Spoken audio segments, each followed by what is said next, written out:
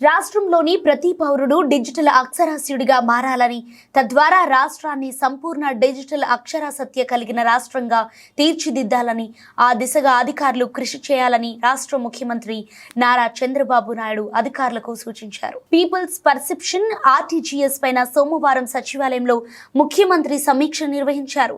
ఈ సందర్భంగా ఆయన మాట్లాడుతూ ప్రభుత్వం చేపట్టిన వాట్సాప్ గవర్నెన్స్ ప్రగతి గురించి సమీక్షించారు.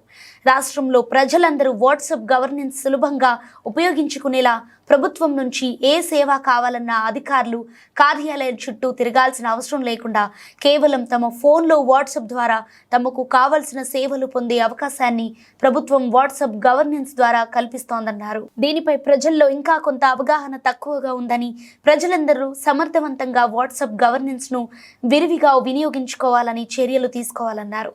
జిల్లా కలెక్టర్లందరూ ఈ బాధ్యత తీసుకొని తమ జిల్లాల్లో ప్రజల్లో వాట్సాప్ గవర్నెన్స్ ను పెద్ద ఎత్తున ఉపయోగించుకునేలా చర్యలు తీసుకోవాలన్నారు. సచివాలయ సిబ్బంది ద్వారా ఆయా ప్రాంతాల్లో దీని గురించి ప్రజల్లో అవగాహన పెంచే దిశగా చర్యలు తీసుకోవాలన్నారు.